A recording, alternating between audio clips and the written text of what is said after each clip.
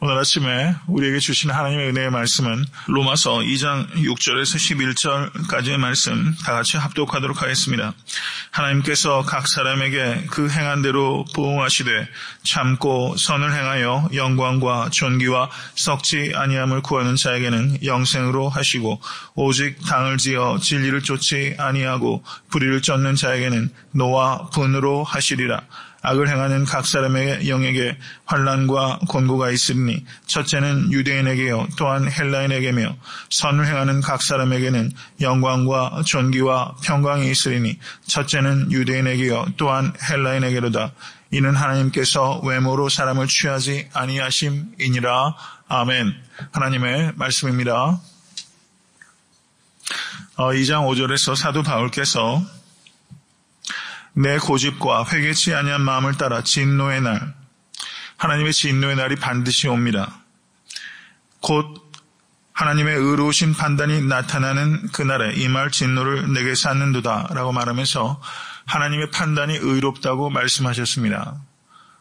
그리고 오늘 본문 말씀 2장 6절에서 11절은 하나님의 판단이 의로우신 이유를 설명하는 말씀이라고 볼 수 있습니다.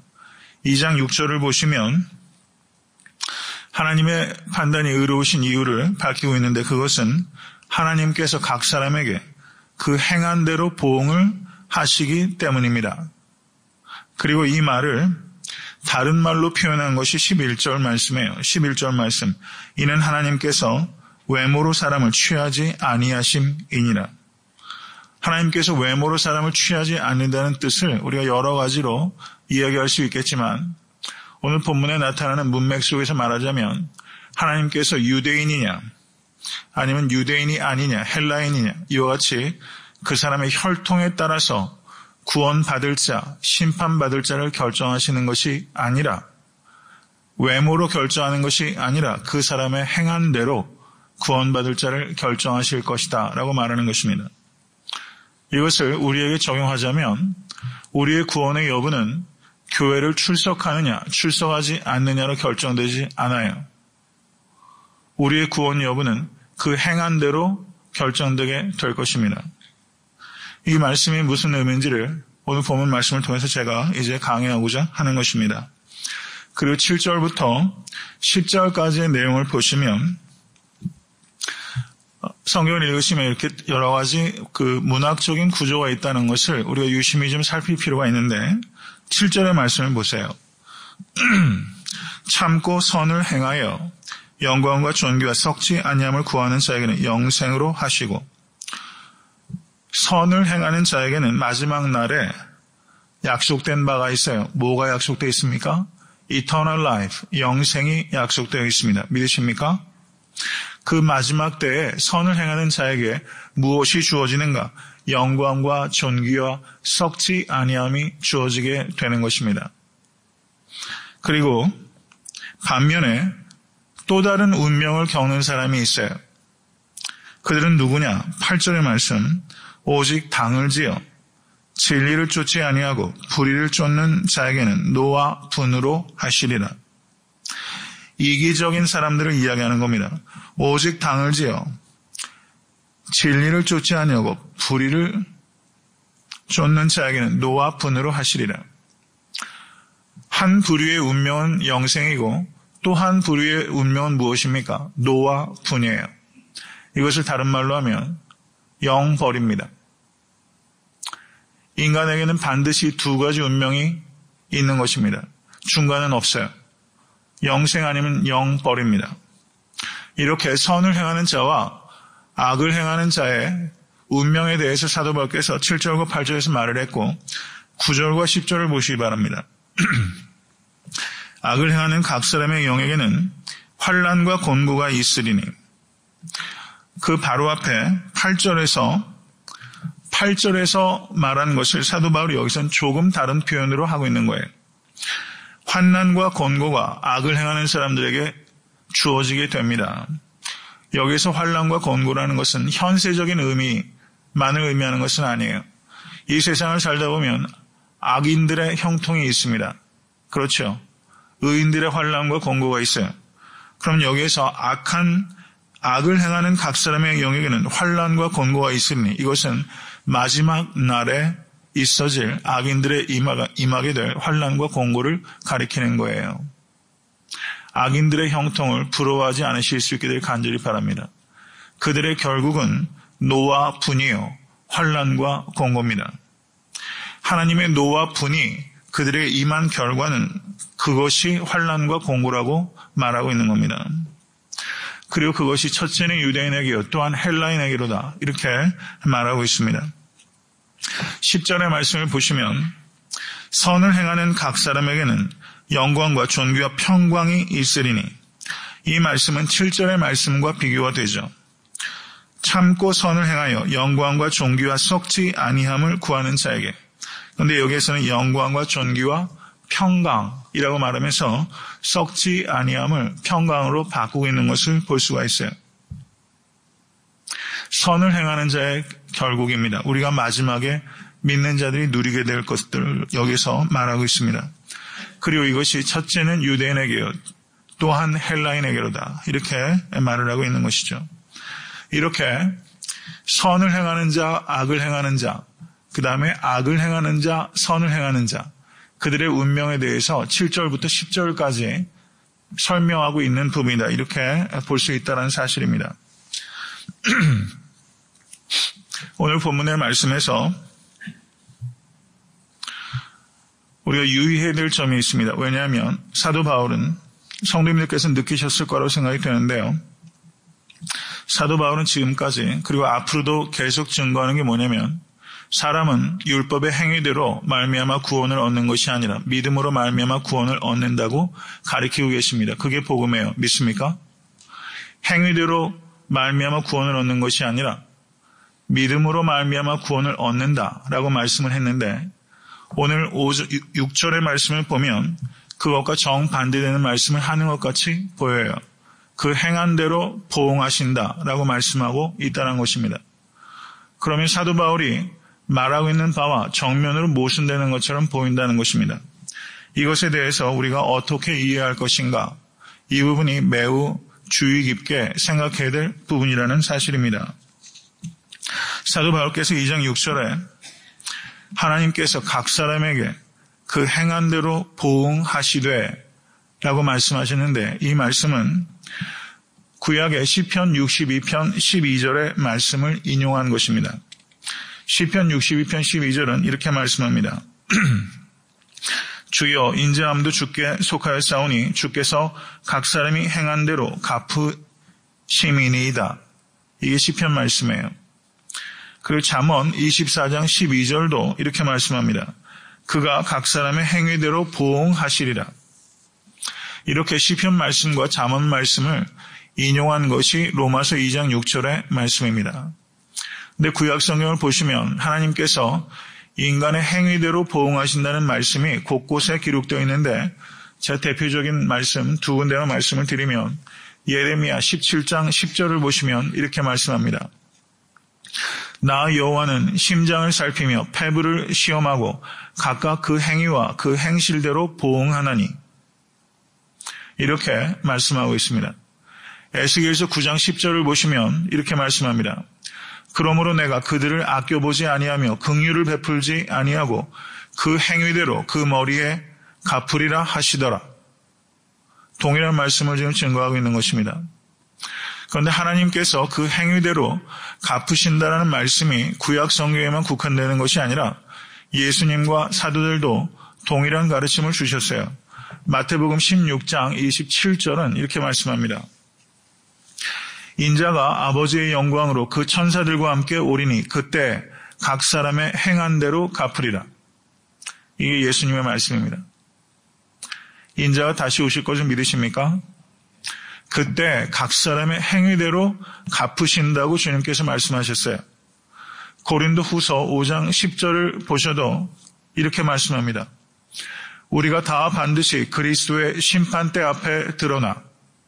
믿으십니까? 우리가 다 반드시 그리스도의 심판대 앞에 드러나게 됩니다.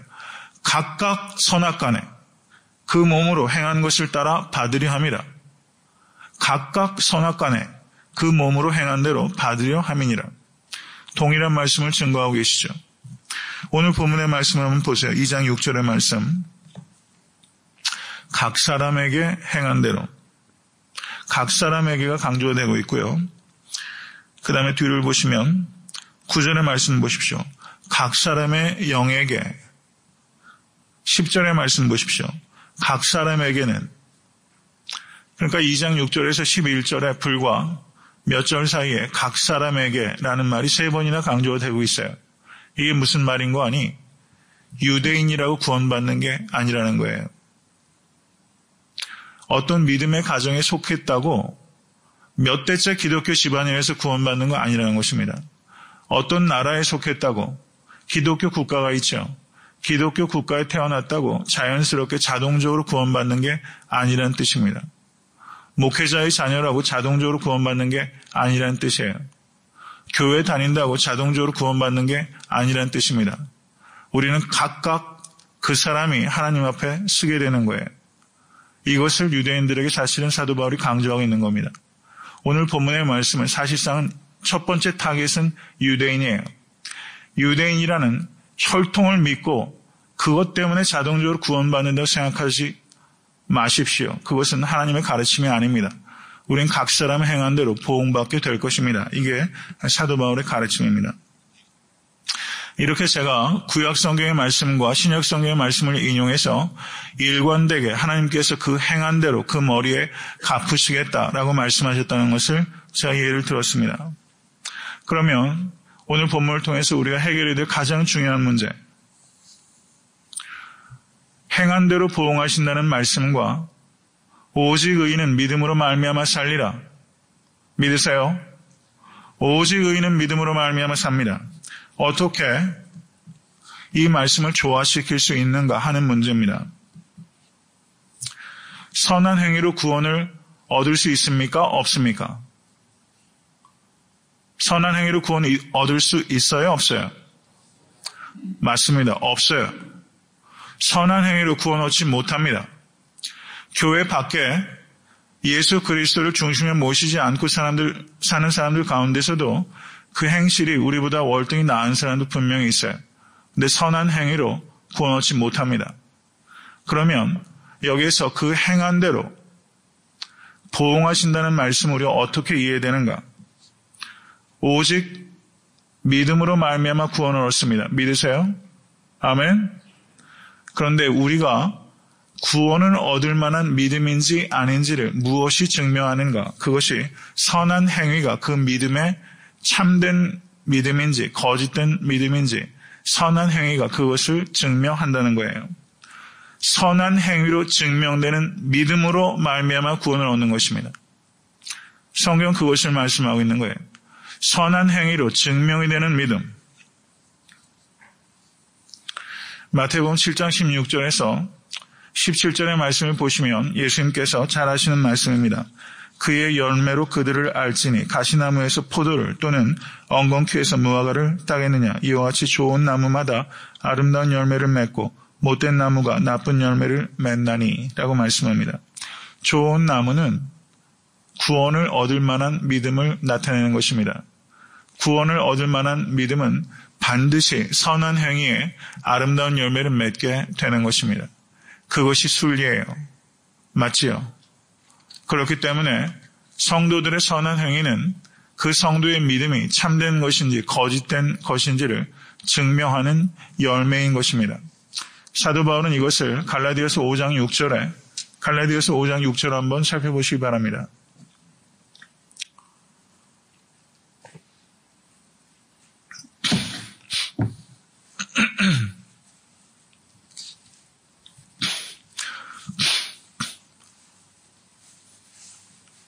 갈라디아서 5장 6절 다 같이 읽겠습니다. 그리스도 예수 안에서는 할례나 무할례가 효력이 없되 사랑으로서 역사하는 믿음뿐이니라. 아멘. 할례를 받았다고 구원받는 게 아니에요. 할례 받지 않았다고 구원받지 못하는 것이 아닙니다. 우리가 세례를 받았다고 해서 그것 자체가 우리가 참된 믿음을 가지고 있다는 것을 증명하지 못해요. 세례 받았다고 구원받는 거 아닙니다. 착각하지 마세요. 그러면 어떤 사람이 구원받은 사람입니까? 사랑으로서 역사하는 믿음을 가진 사람이 구원받은 사람이에요. 믿음을 수식하는 말이 사랑으로 역사하는이에요. 사랑으로 역사하는. 믿음은 반드시 사랑으로 표현됩니다. 믿으십니까? 사랑으로 표현되지 않는 믿음은 참된 믿음이라고 할 수 없는 것입니다. 제가 지금 드리는 말씀을 매우 주의 깊게 경청하시기 바랍니다. 하나님께서 심판하시는 날이 임합니다. 믿습니까? 그런데 하나님의 심판이 그때 결정된다라기보다 하나님의 심판이 그때 발표가 되는 거예요. 우리가 예수님을 주와 그리스도로 영접하는 순간 우리는 구원받았습니다. 믿으세요? 그러니까 하나님의 판결이 이미 믿는 자의 결정이 됐습니까? 안 됐습니까? 결정이 됐죠. 맞죠? 우리는 두려운 마음으로 하나님의 심판 때에 내가 구원받게 될지 못 받게 될지를 두려운 마음으로 그때까지 있는 사람들이 아니에요. 우리는 사망에서 생명으로 이미 옮겨졌습니다. 하나님의 판결은 이미 결정됐어요. 그렇죠? 그런데 마지막 때에 어떤 일들이 있는가? 하나님의 판결이 그때 결정되는 것이 아니라 하나님의 판결이 그때 공개적으로 발표가 되는 거예요. 그러면 하나님의 판결이 의로우신 것인지 의롭지 못한 것인지 어떻게 아는가? 구원받은 사람들이 왜 저 사람이 구원받았느냐라는 것을 공개적으로 발표를 하는데 그때 내 믿음이 구원받을 만한 믿음인지 그렇지 못한 믿음인지를 증거하는 증인이 나오게 되는데 그 증인이 바로 각 사람의 행위라는 것입니다. 무슨 말인지 이해되세요? 하나님의 판결이 의롭다는 것을 증거할 수 있는 증거가 바로 각 사람의 선한 행위라는 것입니다. 이것을 기억하실 수 있기를 바랍니다. 성도는 선한 행위를 공로로 쌓아서 마지막 때에 그것을 가지고 자기가 내가 구원받을 만한 자격이 있다고 하나님 앞에 메리트로 내놓는 것이 아니라 성도들의 착한 행위는 이미 구원받은 백성이라는 것을 마크하는 증거입니다. 아멘. 이것을 좀 더 간단하게 말씀을 드리면 예수님을 주와 그리스도로 고백하는 성도가 성도의 삶이 변화가 있고 착한 행실이 있으면 그 성도는 구원받은 성도라는 것을 나타내는 거예요. 그런데 신앙생활 오래 하고 그리고 모든 교회 활동들을 종교 행위들을 열심히 함에도 불구하고 선한 행위가 보이지 않으면 그 사람은 구원받은 백성이라고 볼 수 없다는 뜻입니다. 선한 행위를 보면 그 믿음이 참된 것인 줄 아는 거예요. 그러므로 우리의 선한 행위는 다시 한번 말씀드립니다. 선한 행위로 우리가 구원을 얻는 것이 아니라 선한 행위가 우리가 구원받은 사람이라는 것을 나타내는 전시장과 같은 거예요. 이것을 구분하실 수 있기를 간절히 바랍니다. 이것을 신학적으로 제가 말씀을 드리면 믿음은 언제나 의롭게 할 뿐만 아니라 거룩하게 합니다. 믿음은 의롭게 할 뿐만 아니라 거룩하게 해요. 거룩함이 없는 믿음은 믿음이 아닙니다. 사랑이 없는 믿음은 믿음이 아닙니다. 이게 성경이 우리에게 가르치는 바예요. 칭의는 우리가 예수 그리스도를 믿음으로 말미암아 값없이 의롭게 되는 사건입니다. 맞습니까? 칭의는 법적인 판결이에요. 내가 무죄 판결을 이미 받은 거예요. 그런데 이 칭의는 받았는데 성화는 되지 않았다. 이것은 거짓말이라는 거예요. 칭의는 성화의 시작입니다. 정말로 의롭다함을 판결을 받았다면 거룩한 삶이 시작된 거예요. 그런데 거룩한 삶의 추구와 그리고 그런 노력이 전혀 그 삶에 보이지 않는다. 그렇다면 칭의받지 못한 겁니다. 중생하지 못한 거예요. 성화로 이어지지 못한 칭의는 없습니다. 이것을 기억하실 수 있게 되기를 간절히 바랍니다. 그러면 한 성도의 믿음이 참된 믿음이라는 것을 증명하는 선한 행위란 무엇인가? 로마서 2장 4절의 말씀을 보시기 바랍니다. 혹 내가 하나님의 인자하심이 너를 인도하여 회개케 하심을 알지 못하여 그의 인자하심과 용납하심과 길이 참으심의 풍성함을 멸시하느뇨. 이렇게 말씀하고 있습니다. 선한 행위에는 회개까지 포함이 되는 것입니다. 선한 행위는 그렇기 때문에 완전한 삶을 나타내는 것이 아니에요. perfect life를 얘기하는 것이 아닙니다. 중생한 성도도 죄를 질 수 있습니다. 죄를 짓습니다. 그렇기 때문에 선한 행위라는 것은 perfect life를 얘기하는 게 아니에요. 선한 행위는 changed life입니다. 변화된 삶이에요. 변화된 삶이 참된 믿음의 증거입니다. 그런데 예수 믿는다고 하면서 변화된 삶이 전혀 보이지 않는다. 예수 안 믿는 거라고 성경은 말씀하겠는 거예요. Changed life, transformed life.